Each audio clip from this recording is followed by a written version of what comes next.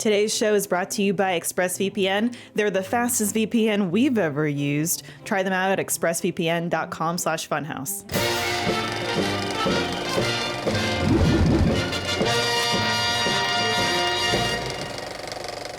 Hey everybody, welcome to Filmhaus. This is the show where we talk about movies and movie news and reviews, etc. We are recording this on June 2nd, 2021. I'm Elise Willems. I'm James Willems, and my favorite movie is Gattaca.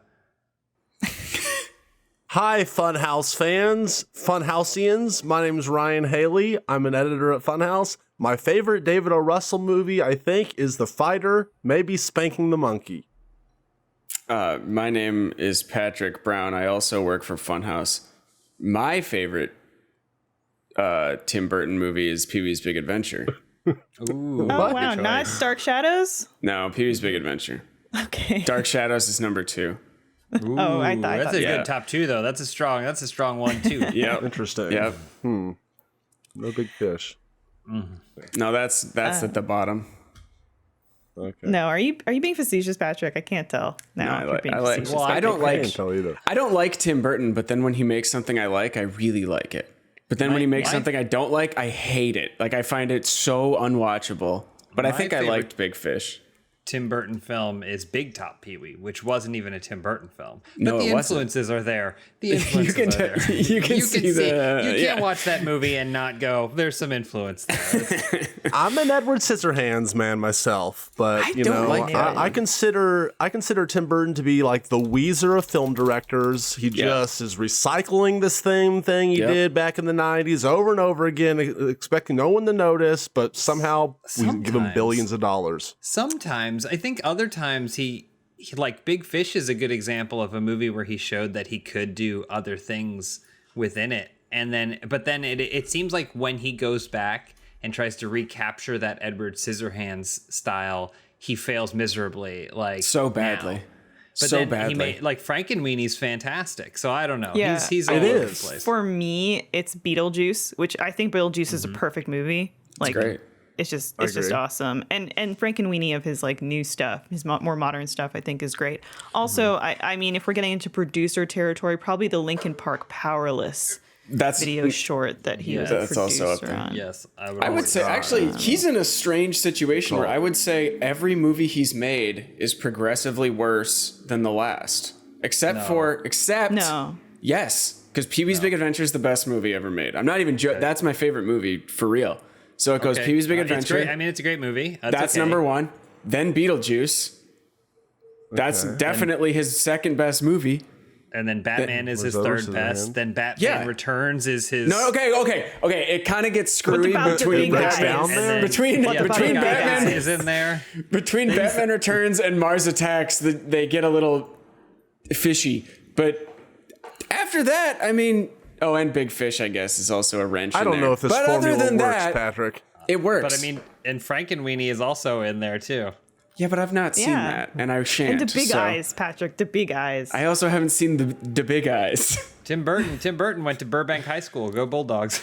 Okay, yeah. Sweeney Todd. Go Bulldogs, You say- of course. You think I Sweeney like that Todd movie. is so you believe Corpse Bride is better than Sweeney Todd and Frankenweenie? I have not seen Corpse Bride, but I'm committed to this. So, let's yes, just yes, throw your it theory is. out entirely. Planet of the Apes is better than Big Fish. Correct. I did not come that I prepared for stand the by. Tim That I Burton will, of Hey, course. everybody, stand we're by. talking about Tim Burton's back catalog this week. Jesus. Let's just say it works up until 1990. So You his guys first remember 4 Miss movies. Peregrine's Home for Peculiar Children? How can I No, forget? you didn't. I'm trying, You don't I'm remember? How could I trying to forget? forget. Okay. I'm gonna watch I think I all saw it these because movies I tonight. listened to the book.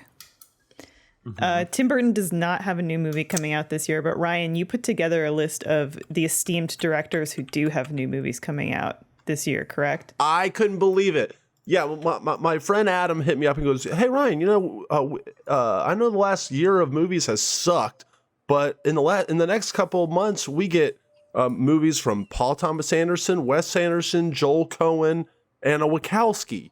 And I'm like, wow, that's awesome. But is that it? Only 4 good movies? But sure enough, I looked and there's way more. Like every good movie director that is alive right now has a movie coming out this year. It's because they all kicked it to this year. Yeah, right. I know. That makes a lot of sense. Of that too. I think it totally is. I do think you're being a little generous putting Paul Schrader on there. He's had some hits. Are you kidding me? But when was his last? He's coming right off of First Reformed. First Reformed was amazing, and that was his last movie he did. And he's in his 80s or 90s. Sorry, I thought he's kicking ass right now. I was thinking his last movie. I was thinking his last movie were those 3 online COVID groups he got kicked at, poker groups he got kicked out of for harassing women. What? What? This is something I didn't hear about that. We were discussing this before that we started recording. Every single film that Ryan is excited for is directed by a problematic monster. Yeah, that is not true. Edgar Wright's not problematic. M. Night Shyamalan's not problematic. Who? What has David Gordon Green done? Shyamalan? David Gordon Green? Let's find out. Well, let's talk about some of these movies. I do like, can I just point out Ryan's list? Fukunaga, Soderbergh, Spielberg, Eastwood, Jackass. Jackass 4 might be my most anticipated movie of the year. Mm-hmm. Okay, but those guys are all so broken, and can we really even enjoy a new movie from them?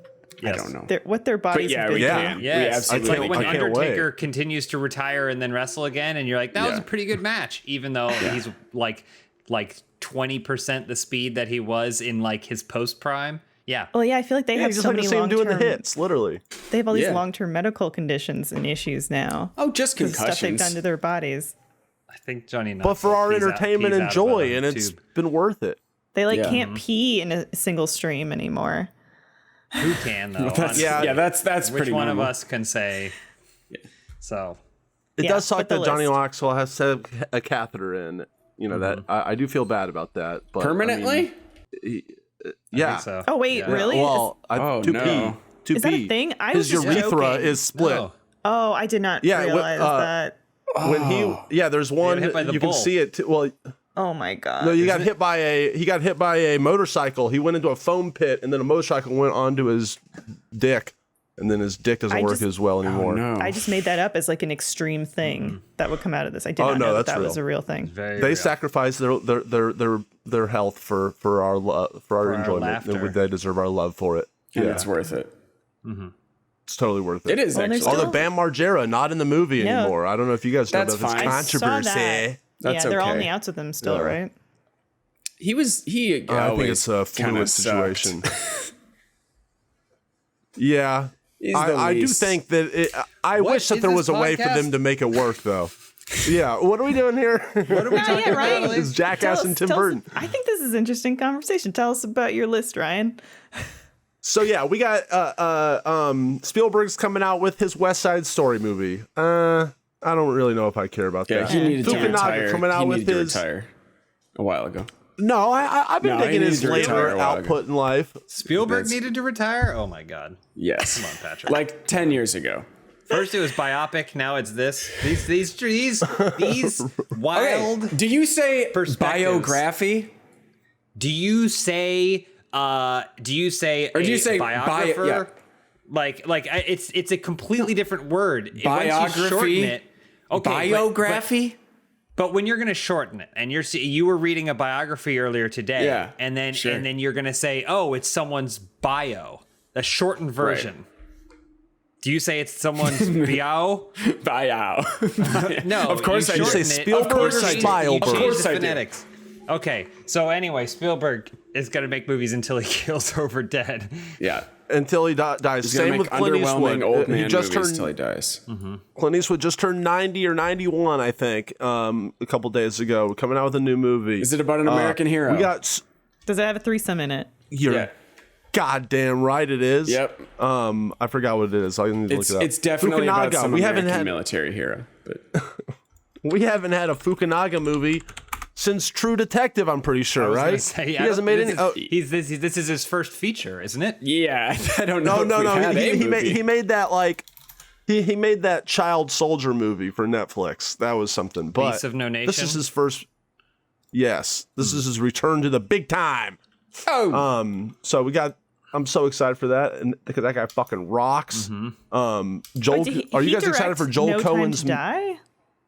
Yeah. Yes, he did. Whoa. Yeah. He also did Yeah. I hope you got a Air part for Vince Vaughn. and Sin Nombre. Starting. And yeah, are you guys excited for the Joel Cohen Macbeth movie yes. Yes. starring Denzel Washington and Frances McDormand? Yeah, What? Of course I am. Yeah. That's kind of what I'm thinking. I'm like, Fucking insane. it's it's Shakespeare, which already I'm always nervous when I hear Shakespeare's involved. Why? He's a real Spielberg. What a hack. Yeah. He should have retired a long time ago. This guy keeps fucking You can putting go out one movies. two ways. It's either gonna be awesome and really legit, or it's gonna be boring as shit. That's kind of the two ways you go with Shakespeare in my experience. But Joel Cohen, one of the masters at work, so it can't go wrong. I feel like. I don't know. What movies are you guys excited for? Probably my most anticipated of all of them, which I actually forgot to even put on this fucking long list, is Paul Verhoeven's Horny Nun movie. Oh yeah. Oh yeah. That's Paul Verhoeven's definitely one of my favorite filmmakers. And then this sounds right up in his wheelhouse, a Horny Nun movie set in like the 15th century or something. Sounds like the perfect film. That is. What are great. y'all's thoughts? Go ahead, Elise. For me, like James Wan has a new original horror coming out, which is super exciting to me. Big fan of whenever he gets into that territory. And the same with GDT, Guillermo del Toro. Love him. He's doing Pinocchio, which like I'm not super into. And then this other movie, Nightmare Alley. Pinocchio, don't really love the story of Pinocchio, but I'm always interested for GDT to hit a home run. You know, which he can be divisive, but I like Crimson What's Peak. not to like about the story of Pinocchio? The island where they get to all did. the kids turning into animals. And Elise, you were raised as a puppet for many years. I wish. True. But yeah, I'm always rooting for him. You know, he has so much like passion that I love. That even when a movie I'm always is rooting for Pinocchio too. No, Ryan, no. You want him to turn into a real boy. I actually like that island. That makes sense. Coming from you, Patrick, explains a lot. That you like when the kids all scream and in distress turn into animals. I just think it's an interesting idea. Okay. I just want to point out something real quick. When you search Bam Margera on Google, you know how they have that people ask question like section where it's like, here are things commonly associated. The number one is what happened Bam Margera. Like not what happened to, just what happened. Like it's like people are Googling to reach him and say, what happened Bam Margera? I am really excited for a bunch of films. I would say Suicide Squad.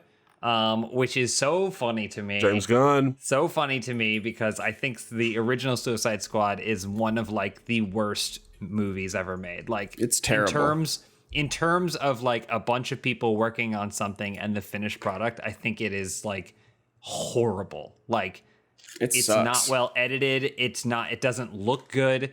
It's written like shit. Like I think every element of it, except for the people on like the actual ground level working on it to make sure shots are in focus and shit like that. Pyros go off at the right time.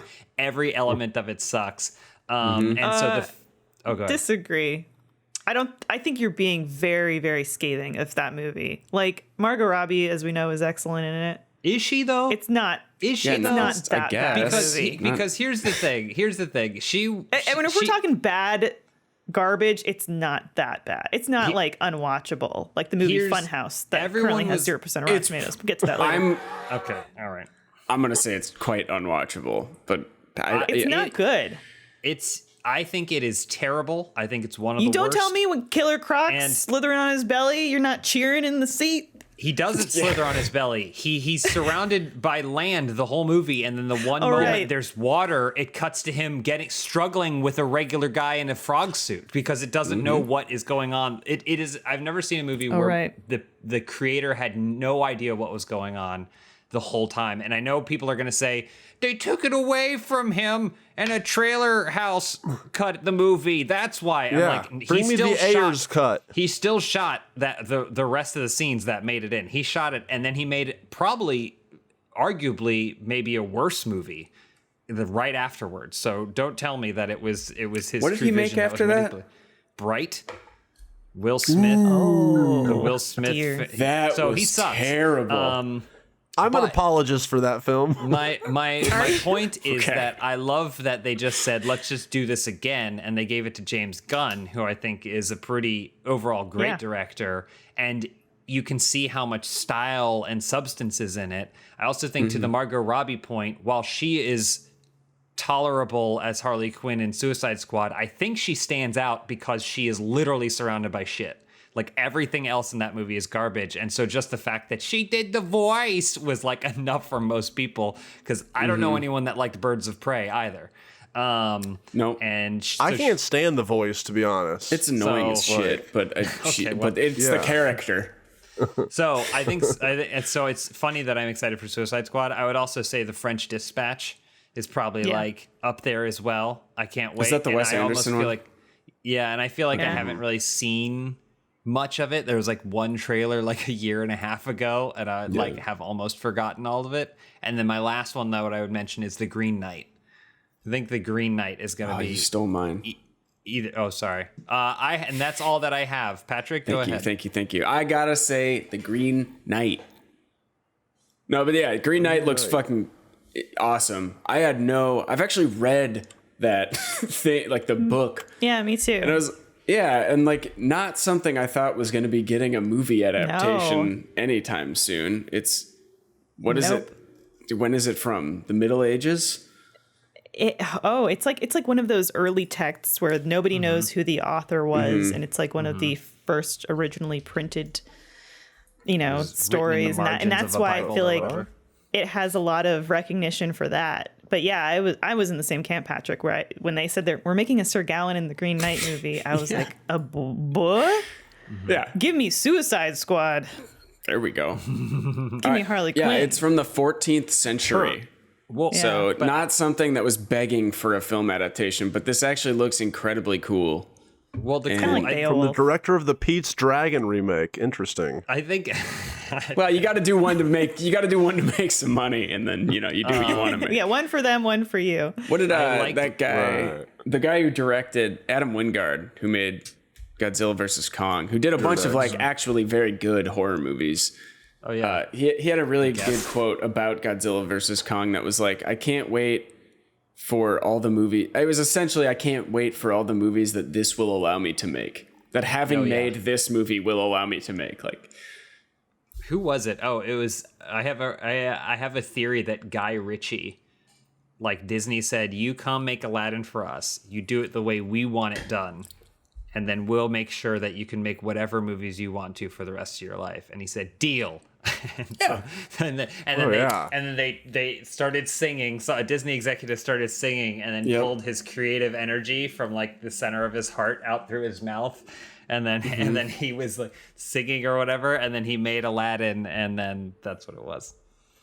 His movie that's out right now is straight up written by like his longtime bodyguard and agent person, and he's just was basically now using his Aladdin clout, being like, hey buddy, but my longtime friend, I'll turn your screenplay into a movie so you can get royalties for the rest of your life and retire, because I'm a good friend, Guy Ritchie. And that's what Wrath of Man is. Disney said he can do whatever he wants. That's why. So yeah. I'm also very excited about Dune. I think Dune looks awesome. And I'm very excited. I'm excited about The Many Saints of Newark, the Sopranos prequel. I don't know if it's going to be good, but I fucking love the Sopranos, and it better be good. Is 2021, because I feel like we're not in full-on Sopranos nostalgia yet. Like, I feel like we're a little off the mark. Like, I feel like there will be some point where it comes back around and people are like, oh man, Sopranos. And no, it's fucking huge on Twitter. Sopranos is huge on Well, Twitter. Are you just searching for Sopranos on Twitter, and that's why you think it's huge? I'm not talking about like Sopranos accounts or anything. It's like a big thing, right? It has been for a couple years. What? Is it singers? I'm serious. The choir? It's just like no, it's just in the like public. But is it memes? That like, doesn't necessarily mean that like there's a nostalgia for it. Like, I think there are certain things that come back around and it's like, oh yeah, like we want, like, remember when they made a Three Stooges movies? The Three Stooges were back in, baby. Like, this is definitely though, like, I don't think this is to introduce anyone to the show. This is like an HBO Max thing. I don't think this is for anyone who doesn't know about the show or isn't interested in the show. This is like pretty specifically for. All right. Yeah. I just searched for Sopranos on Twitter, and it said there were 340 tweets in the last hour for Sopranos. That's pretty good for hold on. Is that a lot? 20-year-old show. How many of those are musicians? 0. I did a quick scroll, didn't see musicians. Saw they were referencing the show. Okay. All right. Well, see, Mayor of Easttown, 1,100 tweets in the last hour. And that was like the finale was like the most watched thing on HBO Max. Yeah. So, Ryan, on your list, what is like stand out to you? Well, the big ones were the Horny Nun movie from Paul Verhoeven, probably the Paul Thomas Anderson's High School movie. I am so excited for that. That's probably my number one, honestly. Yeah, because he's been making Soggy Bottom, which has to be one of the worst movie names of all time. It's pretty bad. Yeah. Who Paul has seen a movie called Soggy Hollywood Bottom? Will never see that movie. That's for sure. Yeah, but I'm just glad that he's doing a what seems to be a comedy. B has a lot of really famous, awesome people in it, but it seems to be at least him trying to make a mainstream, more accessible film, which for him I think is good. Because to me, Boogie Nights is probably my favorite of his, and it's his most accessible. I think we talked about this on a podcast recently, even. But yeah, like Paul Thomas Anderson, I love when he is trying to get the most people to see his movies. Which his Phantom Thread, I think, is the opposite. That was one for him. I kind of enjoyed totally Phantom Thread, but it was yet another one of his many character studies. Like, I like when he actually has narrative in his movies, and not just like, I'm just going to character study.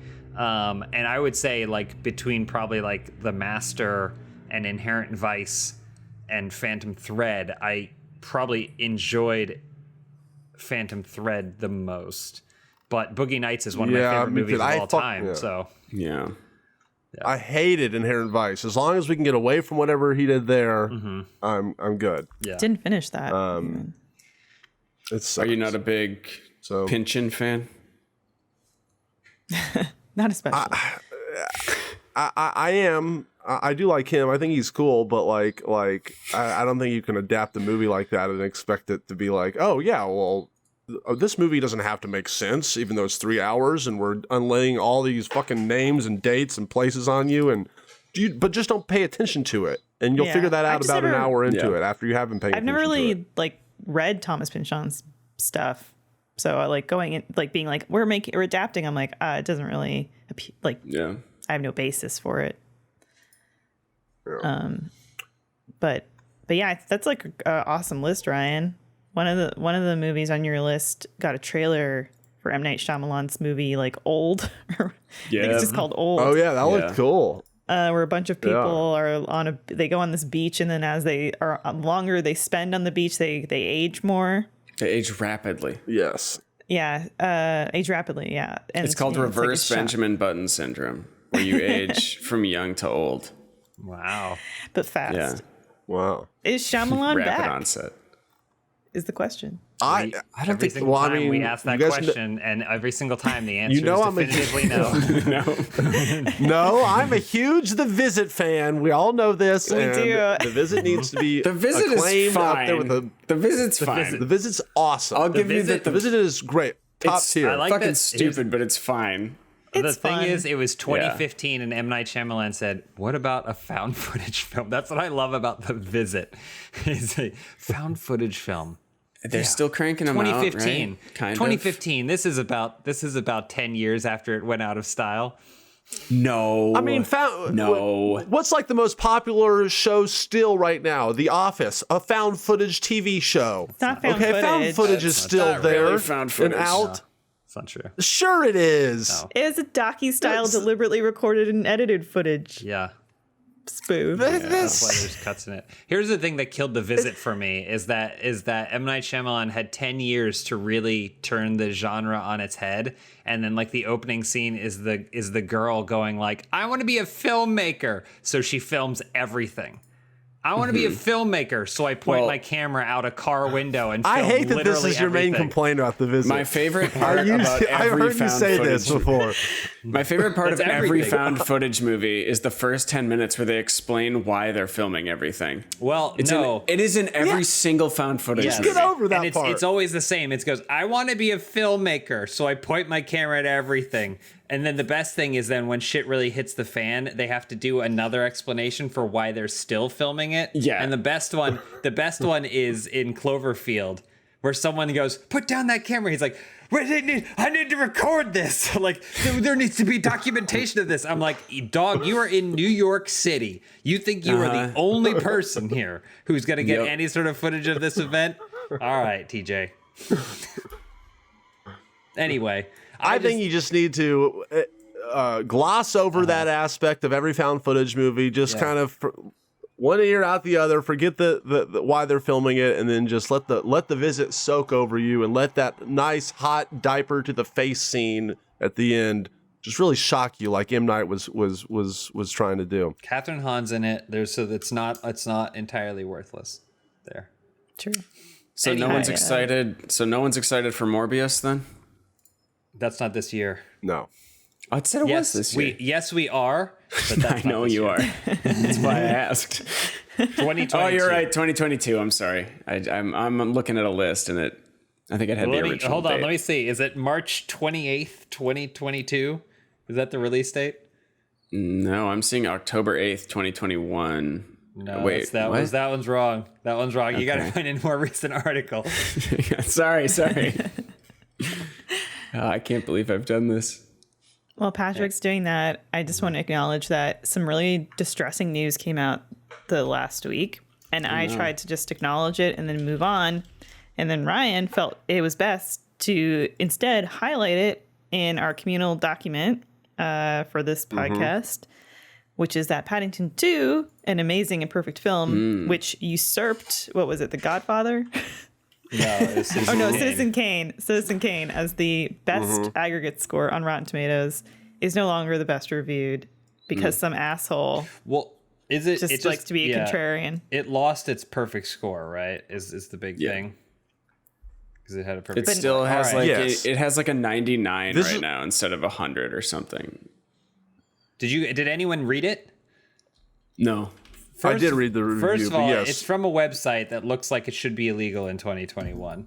And the man's name, who I am comfortable saying out loud. I don't think you should. Why not? I don't, because I think it's like you have an influence and then you attract negativity to this person. It gives attention to them. He attracted his own negativity when he they came might after get me. targeted by shooter. people, and I don't think you should. Well, I'm trying to protect them, but Ryan's saying don't give them power.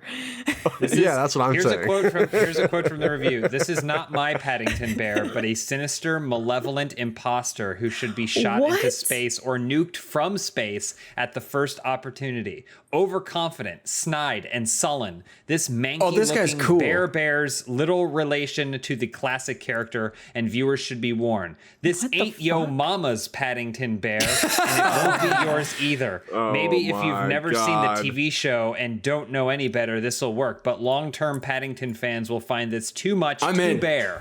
I'm on this guy's side. I haven't seen the movie, but I like this. He ends the last two paragraphs. Oh, wait, hold on. This article is 1, 2, 3, 4, 5 paragraphs long, and the last word in 3 of those paragraphs is bear. So you guys know. Of course. This is the more exaggerated review than the Suicide Squad one we heard earlier. Yeah, sure. When did he publish this review? So 2017. He republished it recently because he was so upset that Paddington had a perfect score. But he's referencing a BBC radio review that he did in 2017. Mm-hmm. So, well, obviously we had to talk about this, Elise. This is big movie news, okay? I understand. I know that it's hard for you to discuss, but this is huge.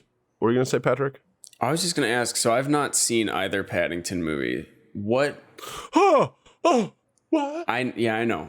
What did you say? What is so good about? Why are people so obsessed with the Paddington movies? Because the world is a cold, dark place, No, and we need a little piece of fucking joy. I understand that, but you can get joy out of it. You can get joy out of anything. What is it about Paddington specifically? Paddington is pure joy. I'm not synthesized joy in a kid's movie. I read the second one's a perfect Paddington film, like when I was a boy. Film. Okay, but why? The second one's perfectly it's not even that. It's just like an uplifting movie. It's a cinematic achievement. It's achievement in storytelling. Performance. James. All right. CGI. I think, I really loved Paddington 1, but I didn't. Me too. I think Paddington 2 is a flawless film in my opinion, and I think that's what's so impressive about it. It doesn't have to it's just weird. It just feels, and especially in this day and age, it feels like someone wrote a script and then they went back through the script and they actually rewrote it so that way the things that happen at the end of the movie are paying off from the beginning. Like every single thing that happens at the end pays off from what you are shown and what you see in the beginning. Every single character has an arc, even if they're just a minor character, because he lives on a street with a cast of characters or whatever, and all of them have an arc that's addressed, even if it's just in the background in the most minor way. And Hugh Grant plays just a fantastic, he gets to just chew scenery and be this fantastic villain who even himself isn't malicious, because I do think that one of the things about Paddington 1 is that Nicole Kidman is kind of scary. If you go and watch it, it's she's kind of scary, and there is a dark edge, and it felt like someone was we really need to inject some serious drama, rooftop drama, literally into this movie. But whereas the second one finds other ways to kind of express that drama, and I don't know, it's joyous, it's fun. I feel like it comes from a place of goodness and kindness, and there's basically a handful of kinds of stories, and ones are where the character changes, and then there's others where the world changes around the character, and this one kind of does both simultaneously. Paddington is.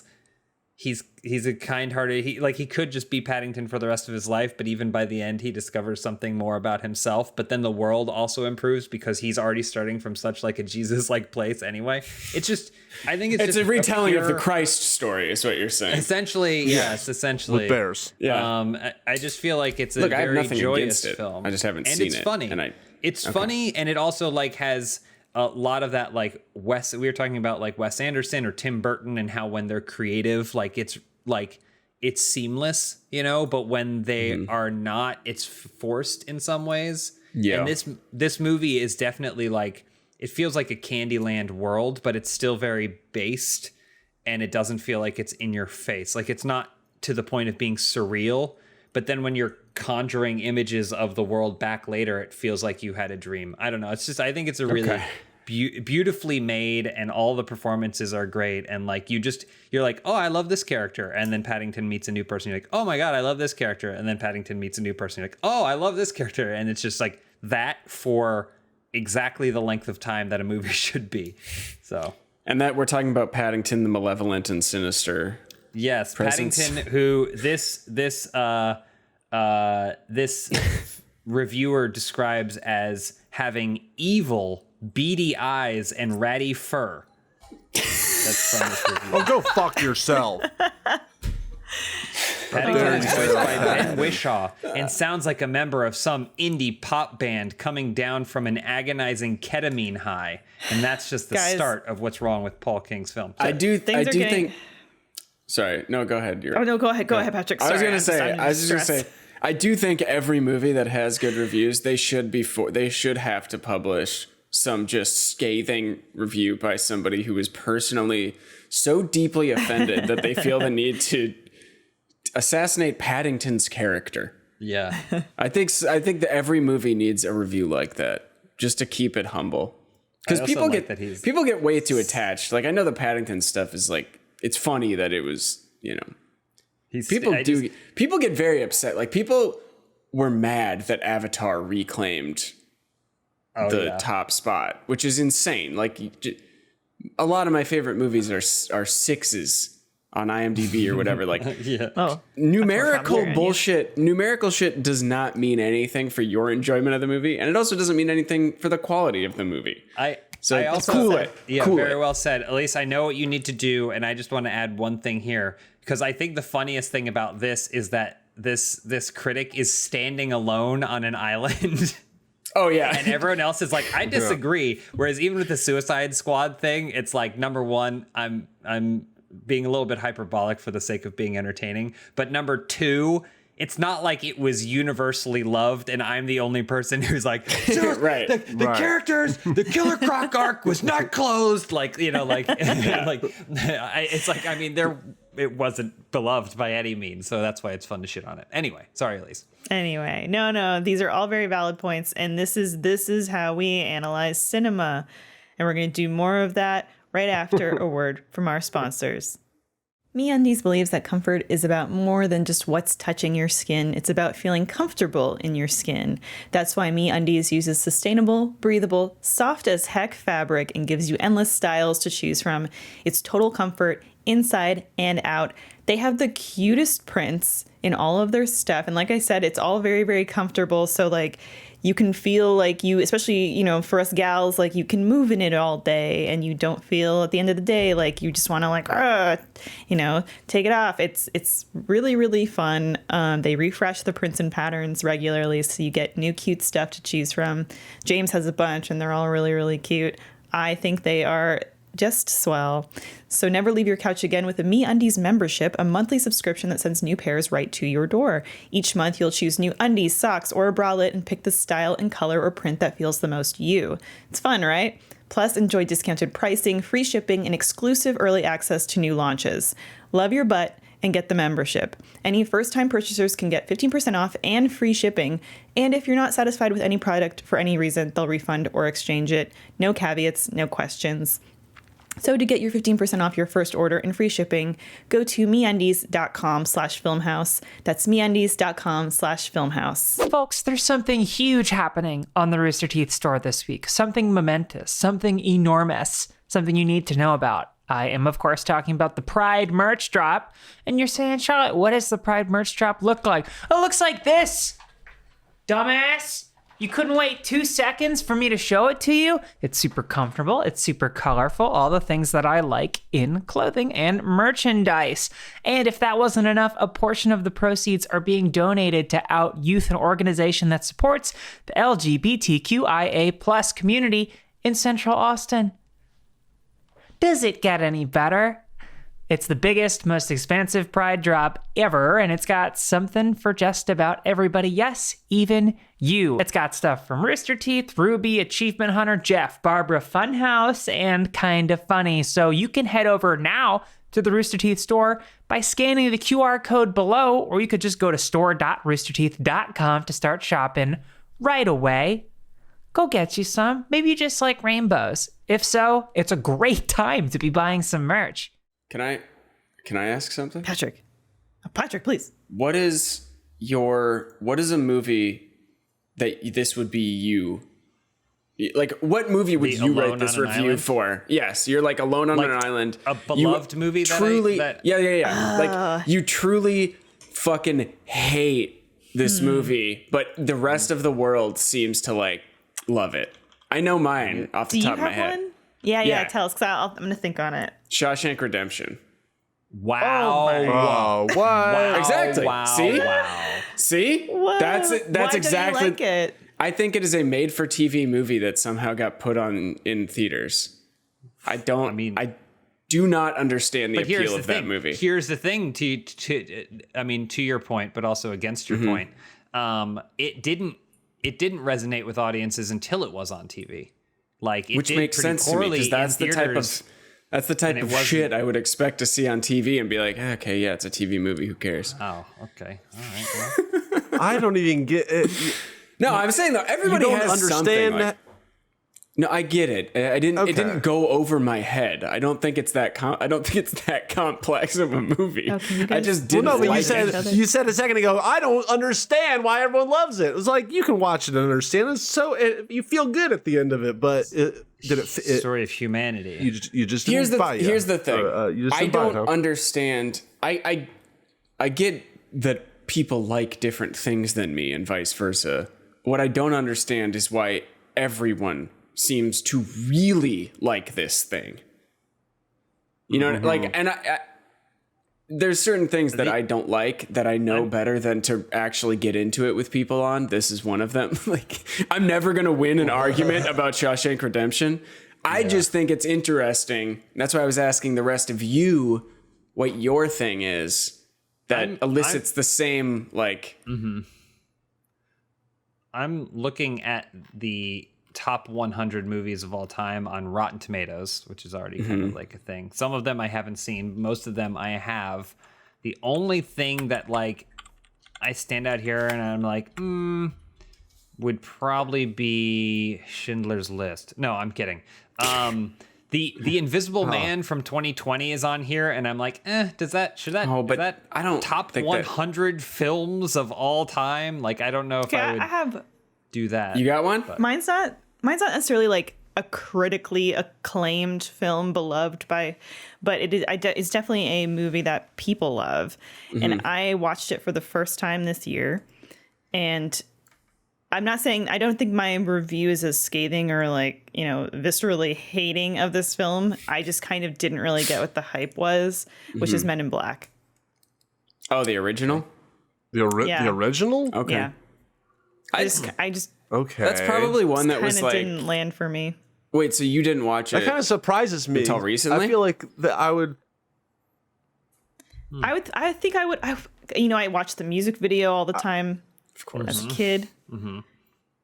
Yeah. Wait, so you didn't watch the movie until recently, or did you say? She didn't watch it until recently. Yeah, this past year. I can kind of see that, I guess, that, like, yeah, if you missed the zeitgeist, maybe it's not. Yeah, I could see that. To me, Barry Sonnenfeld's such a fun, like, gag-based director with lots of slapstick stuff. I feel like that would be up your alley. I don't know. I would have thought so too. Like, maybe I just had really high expectations. There was something though when we were watching it where what was it? You asked a question like 45 minutes in, and I looked at you.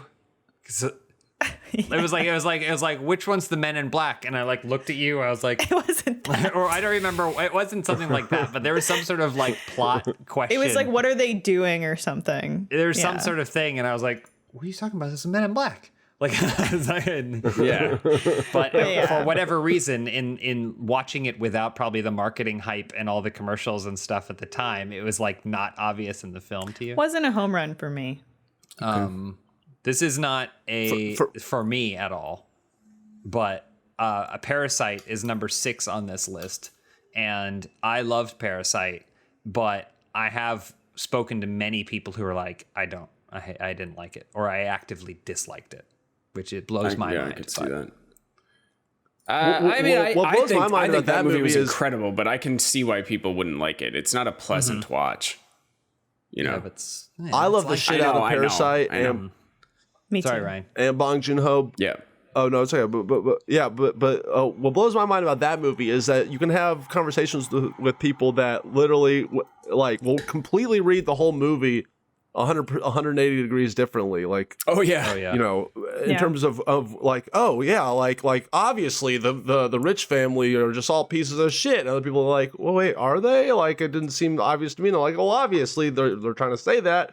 And, like, you can, I don't know. I like hearing everyone's different interpretation of that film. But I will say my entry into this conversation is the Tarantinos' last movie, Once Upon a Time in Hollywood, where I thought I was going nuts. Everyone telling me, oh, that's his best movie ever. And I saw it twice in the theater going, Dude, I don't see it, and I think everyone's reaching. I think everyone on Earth but me is reaching hard right now to call this even a good, great movie. As far as ranking his movies, I would not say for me it's near the top. Yeah. And people saying his best movie. No, throw that out. I had fun, but I liked it. don't. Yeah, I had fun, but I haven't necessarily been like, oh, I should go back and like watch that again. I think it depends on like. It really depends on how much you love that like time in Hollywood. Like actually, like I feel like it felt very similar to Inglourious Bastards to me, but I think Inglourious Bastards is like a much more broad, fun entry point, which is World War II. Than a story that moves quicker or better. Two things that are. Sorry, go ahead. No. I would say two things that are on this list back to back. Star Wars The Last Jedi and Star Wars The Force Awakens are both on here in the top 100. I think some of these are like they get these weird fan campaigns because of all the hatred it's like popularity. Like there's no universe where The Last Jedi is in a top movies of any kind list. Force Awakens. Force Awakens for sure. Yeah. Right. Well, anyway, I just thought that was I'm just looking through these and I just thought that was an interesting one. But again, I mean, none of these I would be like, I will die. I will die to remove this from the list. And I would not die. I would choose my own life over my honor if I was arguing for Shawshank Redemption. But okay, yeah. Well, I would choose life ultimately. So I guess this is so off topic, but I just really wanted to ask this because we haven't talked about this actually together, James. But like, did you see that Aaron Taylor Johnson was cast as Cravin the Hunter? I did. Oh God, I did. I love it. Listen. I'm gonna eat these films up. It is like when you take the trash back. And you open the trash and you're like, oh, something leaked through the bag, and now it's at the bottom of this, and you have to clean it out because it's not, otherwise you're just gonna sit there or whatever. That's what these movies are. I am a SpiderMan fan, and the idea of making a Cravin the Hunter movie without Spider-Man is hilarious to me, and I can't wait to gobble it up. It's so reliant. The only reason he comes to the city is so that way he can hunt this thing that has escaped. What is this most dangerous game that I can hunt? He would say over and over and over again. So it's either the characters change so much that why would you even adapt to this comic book, or it will not have that satisfaction in it. I am blown away, and I think it is hilarious that they are moving forward with this. Thank God Venom was a huge success, because I know we comics, wouldn't have DC films. I know comics are like bigger than they've. Well, I don't know if bigger. They may be failing now. I'm not sure, but I feel like comics now. People know more comic book characters and stuff than they would have maybe 10 or 15 years ago. But like, I don't think Craven the Hunter exists for people who don't read Spider-Man comics. I don't think anybody... I've never heard those words before. There is no name recognition. People know Venom because of the cartoon and like other characters from movies and stuff, but I don't think anybody knows who Craven the Hunter is unless you have read Spider-Man comics. But I think now we have these templates of something like Guardians of the Galaxy where nobody knew who the fuck they were, and then someone like James Gunn elevates it and puts it out there. I don't think that can happen time and again and be a replicable formula. I mean, I think it's replicable. You do, Ryan? Yeah. You think people can keep directors? Kind of like what we talked about on a couple of podcasts ago on our Mitchells vs. the Machines podcast with Lord and Miller, and how that's how their whole thing is just taking this like old IP and then just revamping it into something new and fresh. I mean, I think that's what we have to do in Hollywood to like just get this old shit out, but in new fun ways. That's the name of the game now. I think with big budget cinema. The interesting thing about them is that they often start with something good. right? Like, I guess Okay. like Legos? I was gonna say like 21 Jump Street, right? Yeah. Probably could be adapted into a different script that isn't 21 Jump Street, and it would still be good, right? Yeah. Easily. Well, yeah, Like, that's I kind of think the easily. whole point, though. But that's kind of the point is that they're taking these broad ideas and stuff and finding fun ways, accessible ways to as entry points into something that who the fuck wants a 21 Jump Street movie back when it came out? Like no one was asking for that. Like and they made it happen. Yeah, by I agree. Hook or crook. I agree. I guess what I would say is that, and we'll see. Maybe Craven will be amazing, and people were like, people didn't know Iron Man. Yeah, we knew Iron Man. But maybe what this feels like to me is less 21 Jump Street and more when they made a Baywatch movie because 21 Jump Street was successful. Right? That's what this feels like for me. And we'll see how it turns out. But I think that's there because there's two sides of that coin. The one is what you're talking about, Ryan, where someone finds some old thing, they have an amazing idea, and they really put their heart and soul into it, and they reimagine it into something that was probably arguably better than the original, stands on its own. Guardians of the Galaxy is a great example. It's an obscure thing, but it didn't matter because they told a story that kind of people wanted to watch in a very fun way. And it didn't matter if you didn't know anything about these characters. We're going to give you it all here in the film. Something like Cravin the Hunter feels a lot more Baywatch, where someone goes, oh, they made 21 Jump Street. Oh, I guess all we need is the title of a TV show from that time period, and then we're gonna make money. And then it's like, oh, but you didn't make something good. You just took Baywatch, right? And then you cast some actors that you think would get people in seats, and it didn't work. So I think also when Guardians of the Galaxy came out, it was like already sort of, I mean, Marvel fatigue was already in full force. Maybe it worse than it me. is now, which is crazy because I don't know how, but that was like something where I think people wanted some shit they'd never heard of, because it was like 3 Iron Man movies, a bunch, like everything I think was still sequels basically when that came out. Well, they wanted something that like wasn't just sequels. like a puzzle piece in something else. I think, I mean, maybe that's how I felt, is like, I was just glad that Guardians of the Galaxy was like, oh my gosh, like it's something new and there's an ending. And it's the only movie along with, what's the other good one? Thor Ragnarok? Thor, yeah. Those two, or I guess 3, because there's 2 Guardians of the Galaxies. Those are like the only ones that actually feel like they have a voice, that they have like a unique voice behind them. Whereas Cravin the Hunter, I don't know who's behind Cravin the Hunter, but we'll see. Like, I think importantly, Guardians is weird and good. Like people, that combination is powerful if you can nail it, but it's hard to do. Yep, I would say so. I agree. I agree with everything everyone's saying. Does that make me opinionless on this? Yeah. My only thing is that Aaron Taylor Johnson, it's like, does Hollywood can only cast from 10 people to play superheroes. Like the guy was Quicksilver. No, he was Quicksilver. Was he anything? He was Kick-Ass. Like, is there nobody out? Like, I like Aaron Taylor Johnson. So I'm getting past my own biases to make this radical claim.